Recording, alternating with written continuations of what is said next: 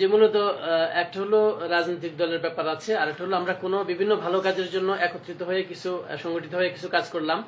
এই যে ব্যাপারগুলো, এগুলোর মধ্যে আসলে কোনটা উত্তম অথবা এগুলোর বৈধতা আছে কিনা ভাই যে জিজ্ঞাসা করছি কিছু লেখা করে। আসলে ইসলামে দলবাদী নাই, একটা গীবত চর্চা যেটা এটা থাকে, এটা পর আরেক গুণ। এটা গীবত চর্চা আলাদা গুণ, এটার সাথে সম্পর্ক নেই। এমনিতেই ইসলামে কোনো দল নেই, ইসলামে কোনো দল নেই। আবু বকর, ওমর, ওসমান, আলীর কোনো আলাদা আলাদা দল ছিল না। যেদিন থেকে দল হয়েছে সেদিন থেকে মানুষ দল হয়েছে, পথভ্রষ্ট হয়েছে। বুঝলেন, দলের ইসলামে কোনো সিস্টেম নেই। ইসলামে কোনোদিন ইসলামের দলের কোনো সিস্টেম ছিল না। এটা একটা ভয়ানক বিচ্যুতি যা আমাদের মধ্যে কোথেকে ঢুকছে। দলটা গণতন্ত্র নামক ইউরোপিয়ান পশা যে জিনিস আমাদের মাথায় ঢুকিয়ে দিয়েছে, আমরা এখন দল ছাড়া চিন্তাই করতে পারি না। দল ছাড়া আমরা কিছু চিন্তাই করতে পারি না। আপনি চিন্তা খেয়াল করেছেন? মানে সবকিছু কোন দলে, হে কোন দলে, এই চিন্তা ভাবনা চলে এসেছে। অথচ জিনিসটা হয়ে গেছে কোন দল, মানে দল করতে করতে কোন দল হয়ে গেছে মানুষের ভিতরে। মানে এমন ভয়াবহ জায়গায় পৌঁছে গেছে যে মানুষ এর বাইরে চিন্তাও করতে পারে না। যে ইসলামিক দল বানাইছে একটা, ইসলামিক দল বলতে কোনো কিছু ইসলামে নাই, অনইসলামিক দলও নাই, মানে কোনোটাই নেই। ইসলামের দলীয় সিস্টেমটাই নেই। মানে ইসলামে যে আপনি দলীয় কোনো প্ল্যাটফর্মে একত্রিত হবেন, ইসলামে কোনোদিনই ছিল না এবং কোনোদিনই নাই। আমাদের বন্ধুরা হুট করে দলিল দেয়। আমি দেখছি একজনকে দলিল দিতে, হেল্পফুল ফজুল করেছেন রসুল। খেয়াল করেছেন? রসুলকে হেল্পফুল ফজুল ইসলামের আগে করেছেন না পরে করেছেন? আগে করেছেন। ইসলামের আগে নিজে দলিল দিবেন, আপনি গিয়ে দলিল দিবেন এটা দিয়ে ইসলাম। রসুল্লাহ সাল্লাল্লাহু আলাইহি ওয়াসাল্লাম লা হেল্প ফিল ইসলাম বলেছে। ইসলামের মধ্যে হেল্পগুলি নাই, একেবারেই নাই।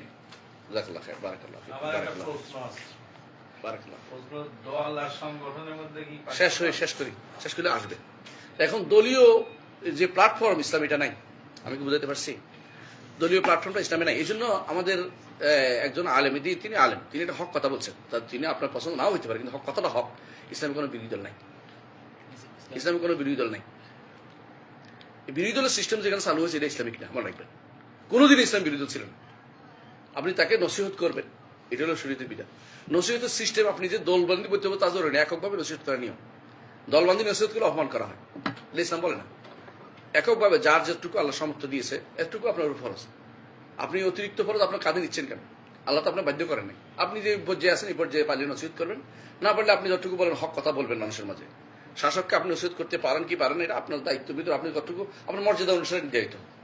কোনো মানুষ বললেই শুনে, আর কোনো সারাদিন কানলেও শুনে না। এখন আমাদের শাসকরা হয়ে গেছে চাপ না দিলে নেয় না, আমরা হয়ে গেছে চাপ না দিলে কথা শোনাতে পারবো না, চিন্তা বসে আছি। আপনার দায়িত্ব তো শাসকের উপর দিয়ে না, আপনার দায়িত্ব হচ্ছে জনগণের উপর। আমার দায়িত্ব জনগণের কেন্দ্রিক, শাসক কেন্দ্রিক দায়িত্ব আমাদের আল্লাহ দেয় নেই। শাসক কেন্দ্রিক আমাদের একটাই দায়িত্ব দিচ্ছে, এটা হলো কি নসিহা। নসিহা হবে কি একান্তে, যদি দিতে পারে। না দিতে পারলে আপনি যে বিষয়টা নষ্ট হয়েছে ওই বিষয়টা নিয়ে হাইলাইট করেন। যেমন হাইলাইট করছেন একটু আগে আপনার কি নিয়ে, দেশে দর্শন বেড়ে গেছে এবং দর্শনের যে সাইডগুলি বেড়ে গেছে, এগুলি হাইলাইট করেন। এগুলির বিরুদ্ধে আমরা কথা বলবো, কিন্তু এগুলি তো আর সরকার করায় না। তো সরকারের চাপ দিয়ে আমি কি করবেন? মানুষের সরকারি করতেছে এগুলির বিরুদ্ধে যারা এগুলি পক্ষে তারা কথা, তাদের বিরুদ্ধে কথা বলেন। এটাও সরকারি বিধান। আপনি এটা নিয়ে বিরোধী দল বানাচ্ছেন কি জন্য? শরীয়তে ইসলামী শরীয়তে কোনো বিরোধী দল কোনোদিন ছিল না এবং ইসলাম অনুমোদন করে না এটাকে, সুতরাং মনে রাখবেন। এটা বাকি রইল আমরা কি দাওয়াতের জন্য কি সংগঠিত হতে পারবো কিনা। দাওয়াতের জন্য সংগঠিত হওয়া তো নিষেধ নেই, দাওয়াতের জন্য সংগঠিত হওয়ার নিষেধ নেই, তবে শর্ত আছে। ইসলাম কিন্তু প্রথম দিন থেকেই সংগঠিতভাবে দাওয়াত দেয়নি, মানে সংগঠিত হওয়া জরুরি না। আবু বকর রাদিয়াল্লাহু আনহু দাওয়াতে ইসলাম গ্রহণ করছে অনেকে, ওমর রাদিয়াল্লাহু আনহু দাওয়াতে ইসলাম গ্রহণ করছে, ওসমান, প্রত্যেকে সাহাবীরা ব্যক্তিকে দাওয়াত দিয়েছেন। এককভাবে সবাই মিলে চলো আমরা অমুকের এলাকায় যাই দাওয়াত দিই, অথবা অমুকের একটা সংগঠন ঢুকে, এই সিস্টেমে ছিল না। এটা দাওয়াত যদি একান্তে দিতে পারেন একে একে, এটা হলো সুন্দর সিস্টেম। যদি কোনো আপনারা বলেন যে কয়েকজনে মিলে দিব, তাও সিস্টেম, কিন্তু আপনার সংগঠনটা হইতে হবে, আপনার যে সংগঠিত হচ্ছেন দাওয়ামুখী হতে হবে, ব্যক্তিমুখী না। ব্যক্তিমুখী না, কোন দিকে হইতে হবে? দাওয়ামুখী। যে আমি দাওয়াত দেওয়ার জন্য শুধু এটা করতেছি, দাওয়াতের জন্য। দাওয়াত কেন্দ্রিক, আমরুল মারুফ নাহিয়াল মারুফ, আমরুল নাহিয়াল মুনকার কেন্দ্রিক একত্রিত হয়, এটা ইসলামের একটা বড় উদ্দেশ্য। তাআউন বলে এটাকে, তাআউনুল বিররি ওয়াত তাকওয়া ওয়ালা তাআউনুল ইসমি ওয়াল উদওয়ান। ভালো কাজে সহযোগিতা করা। একা গেলে আপনি যেটা পারবেন না, 2-3 জন গেলে পারবেন, আপনি মনে করতেছেন কোথায়, কিন্তু দেখতে হবে এটা আপনার দায়িত্বের ভিতর পড়ে কিনা, আপনার দায়িত্বের ভিতর পড়ে কিনা। এমন জায়গায় করবেন না যে আপনার দায়িত্বের ভিতর পড়ে। রাস্তা ভাঙ্গা 10 জন 20 জনের রাস্তা আটকে দিলাম, এটা আমার দায়িত্বের ভিতরে হারাম কাজ করতেছি। সবাই করলে এটা হালাল হয়ে যাবে তা কিন্তু না। আমি বুঝতে পারছি কথাটা? আপনি যেটা দায়িত্ব না, এটা আপনি কাঁধে নিবেন না। যে দায়িত্ব যেটা আছে, আপনি একা আপনার ছেলে সামাল দিতে পারতেছেন না, তো আপনি বউকে বলবেন, দাদারে বলবেন, নাতিরে, আরো মানুষকে বলবেন, যে ঘর পরিবারে সবাই মিলে বলো, বুঝাও। আমি কি বুঝতে পারছি কথাটা? এটাও একটা সংগঠিত রূপ। আমাদের দেশের সিস্টেমে আমরা এই দাওয়াত এই ইয়াটা বিশেষ করে আমরা ছোটকাল থেকে যেটা বড় হয়ে আসছে, সত্য কথা এটা আমাদের প্রত্যেকের মাথার ভিতরে একটা জিনিস আছে কি, একটা দল থাকবে, একটা বিরোধী দল থাকবে, একটা গোষ্ঠী থাকবে, এরবার দাওয়াত হইতে পারে না। এটা এই সিস্টেমটা যে ভুল, এটা আমি প্রমাণ করতে চাচ্ছি আপনাদেরকে। রসুল এই সিস্টেম ছিল না। রাসূলুল্লাহ সাল্লাল্লাহু আলাইহি ওয়াসাল্লাম শুধুমাত্র দাওয়াতের জন্য 70 জনকে একবার পাঠিয়েছেন বেদে মাউনাতে। 70 জন। সেখানে কি জন্য পাঠিয়েছেন? তাদেরকে দিন শিক্ষা দিতে পাঠিয়েছেন। তাদেরকে বলছে আমরা ইসলাম গ্রহণ করছি, তো কোরআন শিক্ষা দিতে। কোররা ছিল তারা, তাদেরকে মেরে ফেলছে তারা। আপনারা জানেন সেই ঘটনা, আপনারা সবাই জানেন। তারপর খোবাইব রাদিয়াল্লাহু আনহু তাকে ধরে নিয়েছে, তারা বিভিন্ন ঘটনাগুলি ঘটছে এটা, তারপরে কয়েকজনকে। কিন্তু ইসলামের মধ্যে এই যে সিস্টেমিক যে দাওয়াত দিতে হলে এই পুরো গোষ্ঠীতে বেঁধে না। 2 জন আসছে মদিনাতে, একজনকে মুসাব ইবনে উমাইর এবং আরেকজনকে আব্দুল্লাহ কি না ভুলে গেলাম, মাকতুম হতে পারে, আমি মনে নাই। ওনার 2 জন আসছে, এই 2 জন আসে পুরো মদিনাকে কিন্তু ইসলামিক করছে।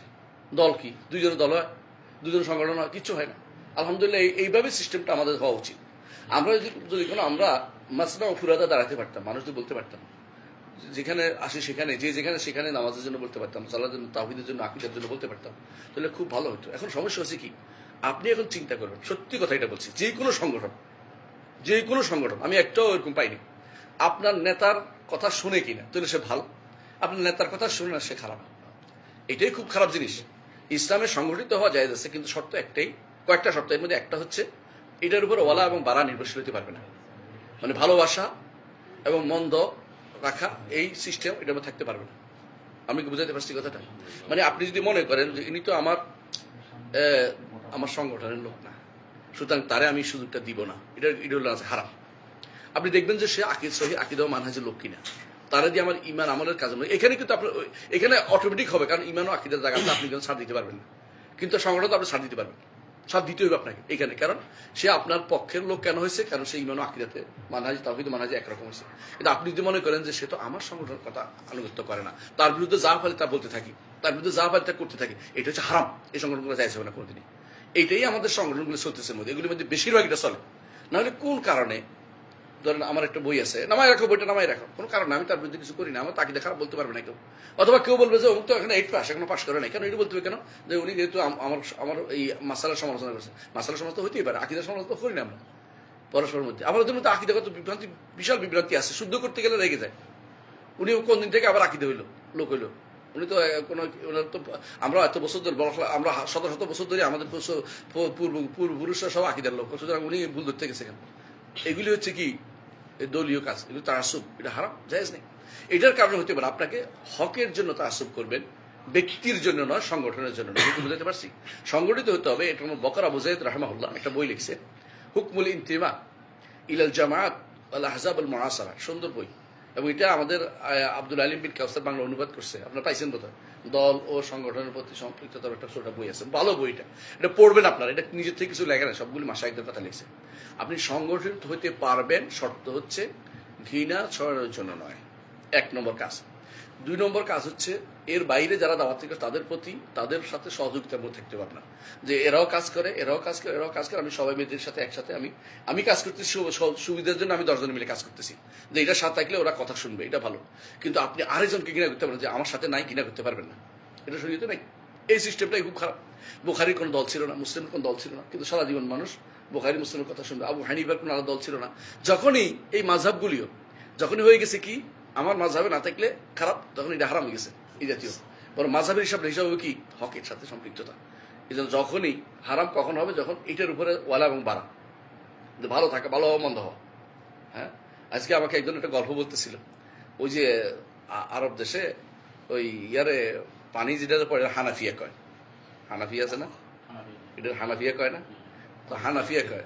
তো একজনে যাচ্ছিল বাথরুম, বলছে হানাফিয়া খারবান, তো ও মনে করছে যে হানাফি বদনামি করছে, দেখো সাফি খারবান, মানে শুরু হয়ে গেছে এখন হানাফি সাফি ঝগড়া শুরু হয়ে গেছে, বুঝছেন কথাটা? অথচ সে বলতেছে পানি এটা খারবান, মানে তুমি এটা ছাড়িও না, এটা নষ্ট। আর হে মনে করছে আমার ইমামরে হানাফিদের খারাপ বলছে, এখন ঝগড়া লেগে গেছে আরেকটা।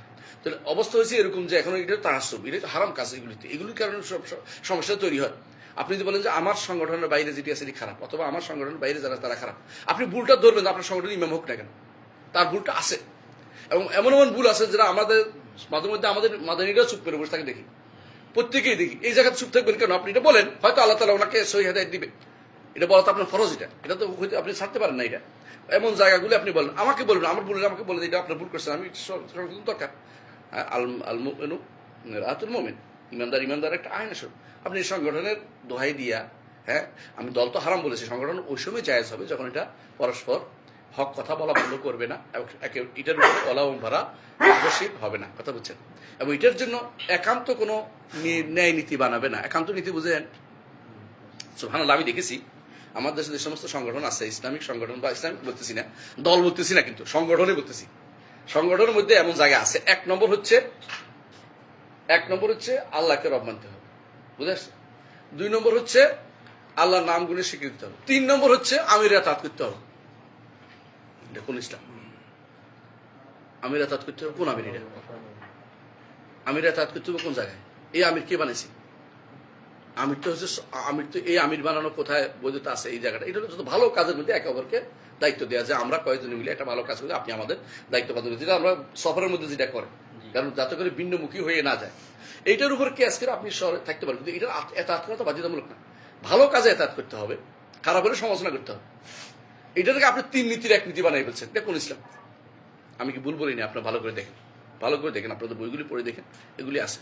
আর কোন দল যেগুলি আছে ইসলাম, এগুলি তো ইসলামের নাম আসেও না। এগুলি ইসলামের কোনো নীতির ভিতরে পড়ে না, কোনো ইয়ার ভিতরে পড়ে না। ভালো করে পড়ে দেখেন আপনারা, ইসলামের কোনো ইয়ার ভিতরে পড়ে না। আমি শুধু সংগঠনের কথা বললাম, ক্ষতিকর দিকটা বললাম। ভালো দিক আছে, আমি জানি অনেকগুলো ভালো দিক আছে। শোনেন, মনে রাখবেন, যে কোনো জিনিসের একটা ভালো দিক আছে। যারা খুঁজে বের করে, কিন্তু গণতন্ত্রের ভালো দিক বের করে খুঁজে দেয়।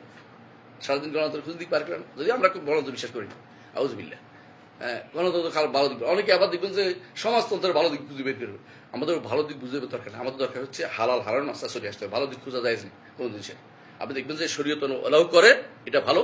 শরীয়ত এলাও করে না, এরপরে খুঁজবেন না ভালো দিক আছে কিনা, এটা খুঁজবেন না। আল্লাহ আমাদের বোঝার তৌফিক দান করুন। না, দোষ দেওয়া যাবে না, ওইটা আমি আপনার সাথে একমত, দোষ দেওয়া যাবে না। কিন্তু এটা যদি সংগঠন লোকদের কাজ সবার হয়ে যায়, হ্যাঁ, একই বাড়িতে 2 ভাই 3 ভাই 5 ভাই আছে, একজনের সাথে আরেকজনের দ্বন্দ্ব আছে বা পার্থক্য আছে, দেখা যাচ্ছে যে ক্যাচাল, মানে একই সংগঠনের ভিতরে ক্যাচাল। তো তাহলে সংগঠন একবার করে ক্যাচাল হচ্ছে কেন? নিশ্চয়ই এটা পার্সোনাল আছে। 2 নম্বর হলো, এটা ক্যাসাল হয়েছে কেন আমি বলি। ক্যাসাল হয়েছে, আমরা ক্যাসাল কেন্দ্রিক চলে আসছি। যদি দাওয়া কেন্দ্রিক হইতো তো ক্যাসালটা হইতো না। কে কত ইফোর্ট দিচ্ছে দাওয়াতে, এটাতে আসতো।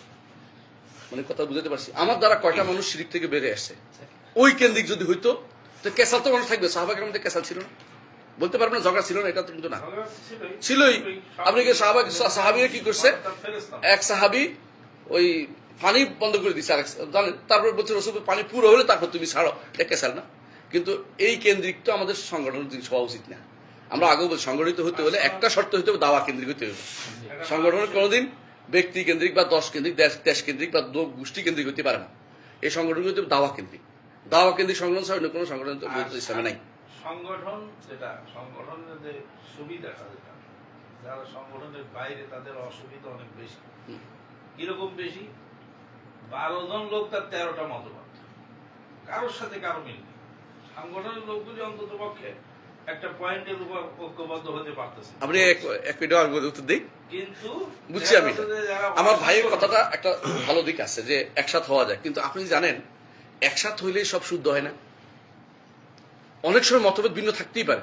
সাহাবায়ে কেরাম সুবহানাল্লাহ, মোর যেমন ফিকহ সালফ একটা বই আছে 5 খণ্ডে, আমাদের ফকিরা জানে সব এখানে।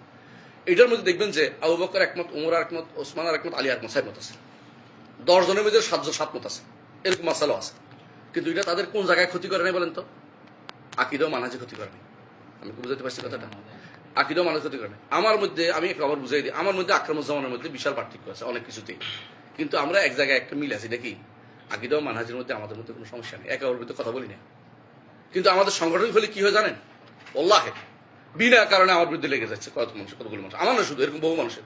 একে অপরের, একজনে বলছে আমার এক ছাত্র আকরামের কাছে পড়ছে, এরপরে গেছে এক শেখের কাছে যাই কথা বলছে আমি আকরামের কাছে পড়ছি, ওরে সারাদিন ধরে আকরামের ধুইছে। একজন নেতা যদি কোনো আকরামের ধুইতে পারে, আপনি চিন্তা করতে পারেন? আমি বলবো আল্লাহ, সে শপথ করে বলবো আমি আমার এটা সারা দিন কইছি। যখন বসে যতক্ষণ আমার ওনার বিরুদ্ধে বলছে হে আবার কে, হে আবার কি, এটা ওইটা, মানে আশেপাশে কথা বলছে। এর অর্থ হচ্ছে সংগঠন কেন্দ্রিক চলে আসছে, আমরা দাওয়াত কেন্দ্রিক যাইনি। তো আমাদের যে ভাইরা এখন যেটা বলতেছেন, আমি কারোর বিরুদ্ধে যাচ্ছি না, সংগঠনকে ভালো দিক বলতেছেন, আপনি বিশ্বাস করেন ঐক্য হইলেই ভালো হয় না। ঐক্যটা হইতে হবে, কোনো কোনো ঐক্য মতলুব, কোনো কোনো ঐক্যটা নাও হইতে পারে। আমাদের ইস্তেহাদ ভিন্নতার কারণে ভিন্নতা থাকতেই পারে। আমি আজকে একসাথে নামাজ পড়ছি একসাথে, তো এদের মাহাদে পড়ে এক কি করছে, এমনি ধরে একবার উঠে একবার নামায়, মানে হাতের আঙ্গুলের। তো আমি নামাজের পরে বললাম তুমি একবার বন্ধ করো একবার উঠাও, এটা তো সিস্টেম না। শরীয়ত যেটা আমরা যেটা শিখছি এটা হচ্ছে নাড়া বলছে, এটাকে রফা খাব বলে নাই। রফা তো উঠানো আর নামানো এটা বলেন, হাদিসে আসে নাই। হাদিসে কি আসছে, ইউ হার রেকুয়া, এটাকে নাড়তেন নাড়তেন কথা। আর হাদিসে ইয়ে দোয়া বিহা, এটা দোয়া করতেন। আপনি এটা উপরে নিচে নামাইছেন কি জন্য?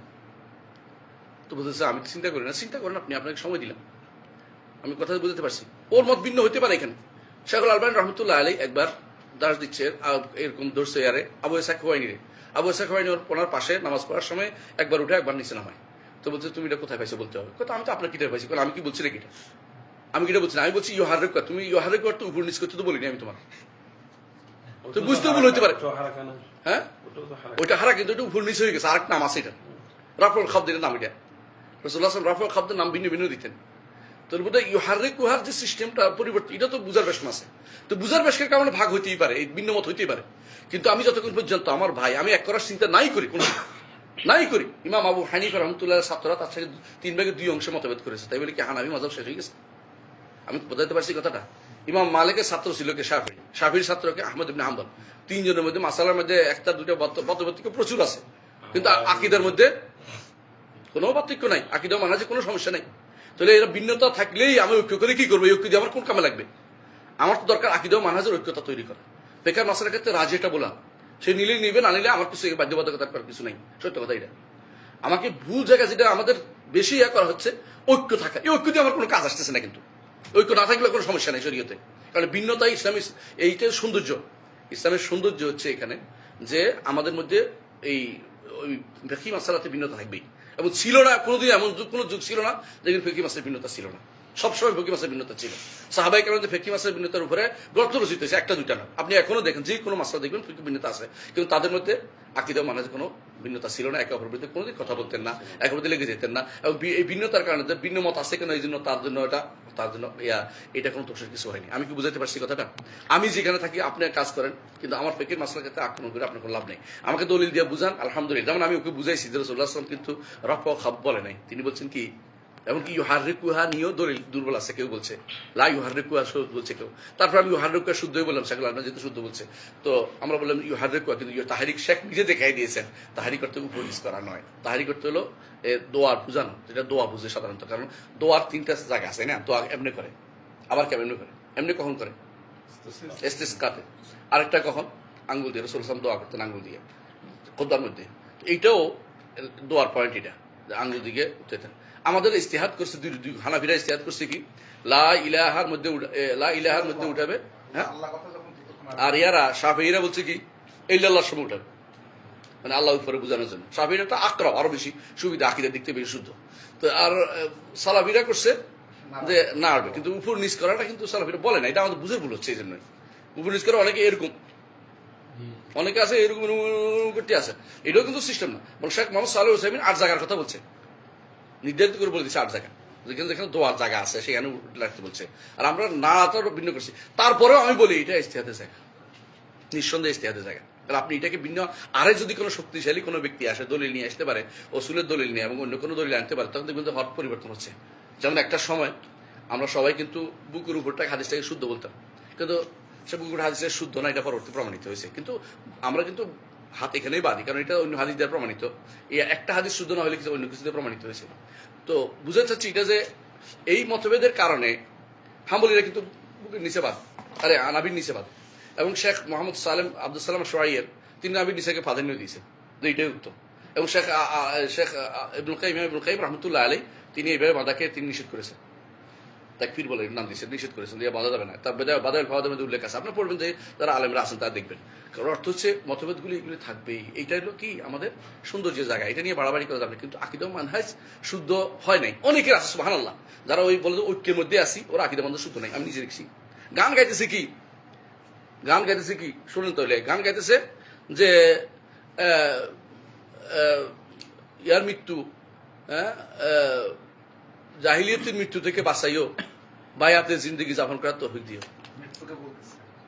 গানের মধ্যে এটা গান আছে, গান আছে, এটা হারাম গান, এটা এটা এটা যাই যাচ্ছে, এটার মধ্যে গান গাও। এই গান কোন গান গাইছে? এটা জাহিলিয়াত মৃত্যু।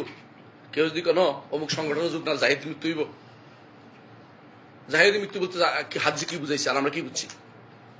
আমাদের আকরাম একটা বই আছে, সুন্দর ভালো লেখা বই, লেখছে যে সমস্ত হাদিসকে ভুল বোঝা হয়েছে। এর মধ্যে একটা আলেমরা কি বলেছে দেখেন, জাহিলিয়াত মৃত্যুগুলির নাম সংগঠন করা জাহিলিয়াত মৃত্যুর সাথে সম্পৃক্ততা নেই, এবং বায়াত করা এই বায়াত জাহিলিয়াত মৃত্যুর সম্পৃক্ততা নেই, বরং এইটি হচ্ছে জাহিলিয়াতে কোনো কেন্দ্রীয় শাসন ব্যবস্থা ছিল, যে যেমনি পারে এমনি চলছে, হানাহানি মারামারিতে ছিল। একটা শাসকের অধীন থাকাটাকে শরীয়ত অনুমোদন করেছে, এর নাম হচ্ছে জাহিলিয়াত মৃত্যু। এর বাইরে গেলে জাহিলিয়াতের মৃত্যু হবে। এটা হলো হাদিসে আগে থেকে পুরোটা পড়ে আসবে, একেবারে সবাই বলবে এই ব্যাখ্যাটা করছে সবাই। আপনাদের যে ব্যাখ্যাটা করে নাই, তো এই বায়াতে জিন্দিগি, যে বায়াতে জিন্দিগি নাম দিয়েছে, এটা তো আরেকটা সংগঠনের একটা ফটোকপি আনছে এখান থেকে, আমি ব্যবহার করতেছি কেউ। এটা তো শরীয়তে জায়েজ নেই। এই বায়াতে জিন্দিগি কোথায় পাইছেন আপনি? এই বায়াত তো শরীয়তে এমনিতে জায়েজ নেই। আপনি যেটা করতে পারেন, পরস্পরের মধ্যে সহযোগিতা করতে পারেন। আমরা একেবারে কি হইতাম, এটা এই ঐক্যবদ্ধ একটা মত দিতে পারি, একমত হইতে পারি যে আমরা এই কাজটা করে যাবো। এটার জন্য যদি কেউ করতে না পারে, কেউ বলতে পারে যে আমি করতে পারছি না, আমাকে অপারগতার জন্য আপনি আমাকে কি করেন, মুক্ত করেন না। এটা থাকলে সংগঠন থাকবে না। সংগঠন না থাকলে সংগঠন ফিল্লি জাতীয় উদ্দেশ্য হয়ে গেছে। আর যেটা সংগঠন করার মূল উদ্দেশ্য, আমি বানাই নেই। আপনার শরীর দেখেন, শেখ বকর আবু জাইদের বইটা দেখেন, অনেক পছন্দ না হলে ভিন্ন কথা, আলেমদের দেখেন, জিজ্ঞাসা করেন। সংগঠন মূল উদ্দেশ্য হইতে পারবে না। সংগঠন উদ্দেশ্য হবে দ্বীনের দাওয়াত এবং দ্বীন প্রচার করা। আমি বিরোধিতা করছি না, দয়া করে মাফ করুন, আমার বক্তব্য আমি দিচ্ছি, আপনাদের বক্তব্য আপনারা দেন। এটাও মত ভিন্ন থাকতে পারে, আমি এখানে একমত আছি, এখানে ভিন্ন থাকতে পারে। জি।